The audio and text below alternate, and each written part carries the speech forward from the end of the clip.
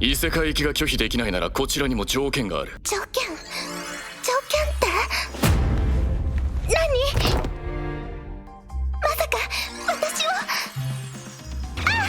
If Kasha's Hero ever gets a season 2, it's not gonna be just more comedy and training. It's going to be a complete game changer. Now, fair warning, we're diving into light novel spoilers from volumes 3 to 8, so if you only watched the anime, you've been warned. Season 2 hasn't been announced yet. The light novel's been on hiatus since 2019, the anime studio hasn't confirmed a sequel, and even Seiya's voice actor has had industry setbacks. But if this season does happen, it would adapt the next arcs from the novels, and trust me, it gets way darker, way funnier, and way more epic than anything we saw in Season 1. So let's break down 10 things we can expect if Kasha's Hero Season 2 ever drops. This is Honest 10. 10 facts, 0 fluff. Let's get into it. Season 2 wouldn't open with a fantasy battlefield. It kicks off with Seiya and Ristarte on a vacation to Okinawa. Sounds normal, right? なら素敵な彼氏さんにはこの前開きタイプの水着などよろしいかと。おいおい。おいくらかしら。え？こんなの履いたらせいやのゾウさんが丸見えになって。 Whoa, whoa, whoa, whoa, whoa. Well, not for Seiya. He treats even a beach trip like it's a life or death mission. Yeah, picture him stockpiling survival gear for a seaside hotel. 着るようスペアがなくなった時のスペアだ。鎧マニアかい。身長というよりもはや病的。 Or creating contingency plans for a snorkeling trip. This new setting gives us peak comedy while setting up the calm before the storm of bigger quests. One of the biggest backstory twists Season 2 would hammer home is why Ristarte lost her powers. She broke one of the unified Divine Realm's biggest rules. オーダー！女神リスタルテが持つ治癒の神力、その全てを解放したまえ。リスタルテ、最終局面への移動ですでに深海のルールに激しく抵触しています。どんな罰でも受けます。 She used her Divine Order power to heal Seiya after he suffered the side effects of Valhalla Gate. It saved his life, but it also violated divine law. The punishment? She was stripped of her healing activities and reassigned to save Xoria, a near impossible SS rank apocalyptic world. 加えてリスタ、イクスフォリア救済の時はあなたの女神の力、治癒の特技は封印します。そして救済できなければ女神の称号は永久に剥奪されます。 This hits hard because it reframes Ristarte's entire role in the story. She isn't just a clumsy goddess paired with Seiya by chance. She is someone carrying the weight of divine punishment, trying to redeem herself in the harshest conditions possible. And the only lifeline that she was given? Permission to re-summon Seiya to fight by her side again. In Season 2, every moment she spends in Xoria would remind her of the cost of breaking the rules, and the impossible task she has to finish to earn her place back among the gods. Season 2 might also take Seiya and Ristarte back to Xoria, the world where everything originally went wrong. Unlike Gaia Brande, Xoria is darker, twisted, and crawling with monsters that never should have existed. It basically is a corrupted world, a failed mission turned nightmare. The air is tainted,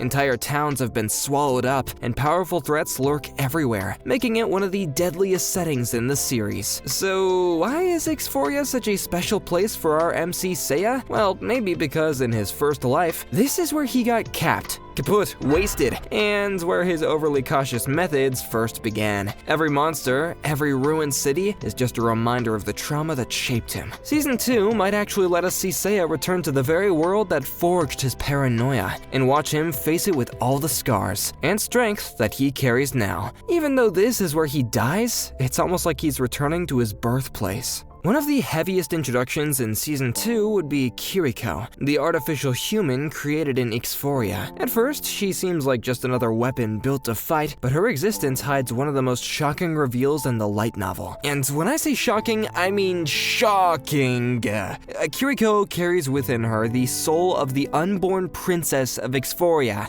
Now, who is the unborn princess of Xoria? Drumroll please, it is freaking Seiya's child from his first life! What? We're flying to Philadelphia! Oh, hell no! That's hell no! That means that she isn't just another ally, she's a living reminder of the world that Seiya failed to save, and of the family he never got to have. This revelation adds insane emotional weight to her character. For Seiya, protecting Kiriko isn't optional, it's personal. She embodies everything he lost: his kingdom, his princess, his child.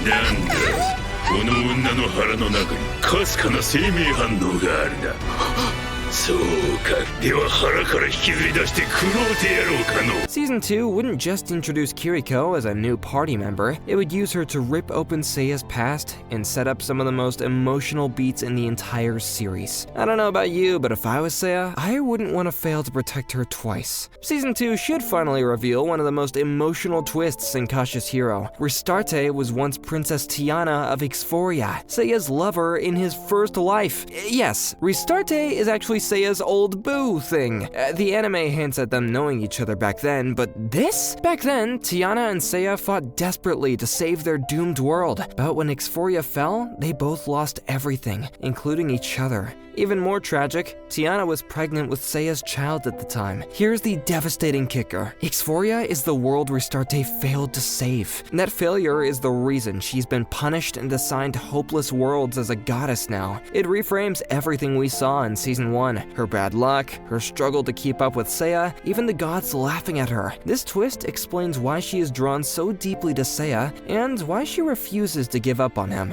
They aren't just goddess and hero, they are two souls bound by tragedy across lifetimes. If adapted, this reveal would be the emotional heartbreaker of Season 2. In the distorted Gaia Brande arc, Seiya faces a choice even his extreme caution couldn't prepare him for. Kiriko's artificial body starts breaking down under the corruption of Xoria. Yeah, this is heading exactly where you think it is. The only option left is the ultimate heartbreak, killing her himself. It isn't a tactical victory, it's mercy. Seiya spares her soul from eternal torment. It's a brutal reminder that even with endless preparation, some battles can't be won. Sometimes survival means making the hardest call of all. If you thought Seiya's trained for weeks before fighting Slime's gag was peak comedy in Season 1, Season 2 might take it to a whole new level. In Volume 3 and beyond, Seiya doubles down on preparation with training so extreme it borders on parody. ほったらかしにしてごめんねって。Oh, sick back. One can say it's almost as intense as my regime. Anyways, he doesn't just lift weights or swing swords, he creates layered training routines where he prepares for training accidents. For example, he'll practice dodging while lifting just in case a stray arrow interrupts a workout, or he'll simulate surprise attacks during meditation, so even his rest time is battle ready. He also starts tailoring training for every possible enemy type. The brilliance of this arc is that his absurd caution feels almost logical when the battles actually arrive, because 9 times out of 10, his insane drills end up saving the day. It's comedy, it's strategy, and it's Seiya at his absolute most unhinged. 素敵な仲間でよかったわね、セイヤ。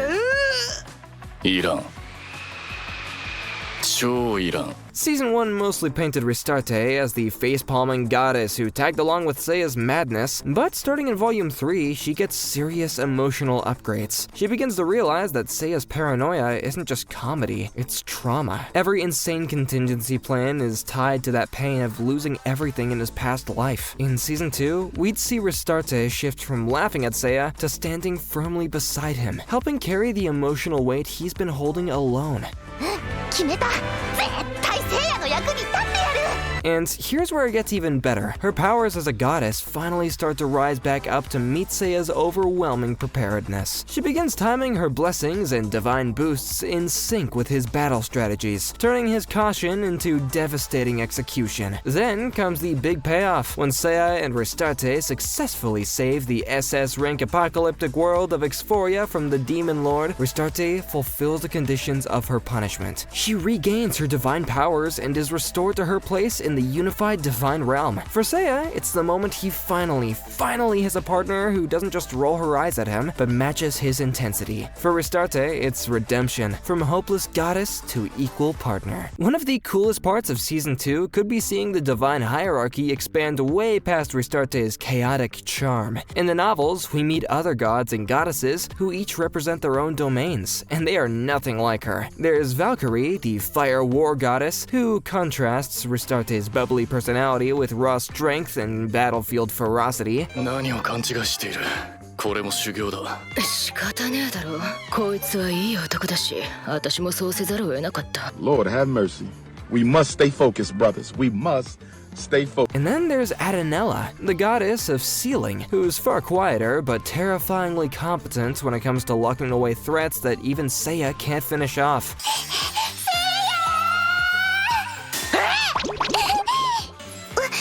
私の気持ち5時間かけて作った受け取ってまずい、いらん。やっぱりいいよって We met these characters in Season 1, but now we get to dive into their lore. We also start seeing the bigger picture of the gods' politics. Not even God agrees with how Ristarte is handling Seiya, and some even question if he's too dangerous to be allowed free reign. Expect rivalries, debates, and divine-level shade-throwing that makes the Heavenly Realm feel more like an anime version of Game of Thrones. If Season 1 makes Ristarte the comic relief goddess, Season 2 would reveal that the world of gods is just as competitive and just as dangerous as the mortal one. Season 2 wouldn't just be about stronger monsters or crazier training arcs, it would be the moment that Cautious Hero levels up into a completely new kind of story. Seiya versus the gods. First, we see the cracks forming in the heavens. Goddesses like Valkyrie and Adenella questioning Ristarte's choices and whispering that Seiya might be too dangerous to control. By the end of that arc, it's clear. Seiya isn't the gods' obedient pawn anymore, he is their biggest wild card. And then comes Mitis,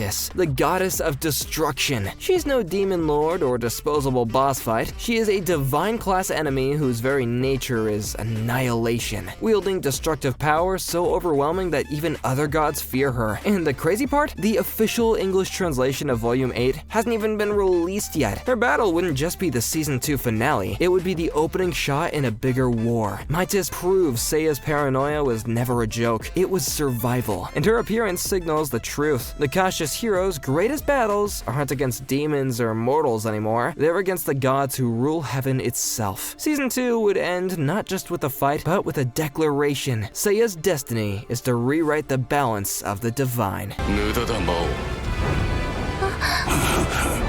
バルハラゲート、あなた。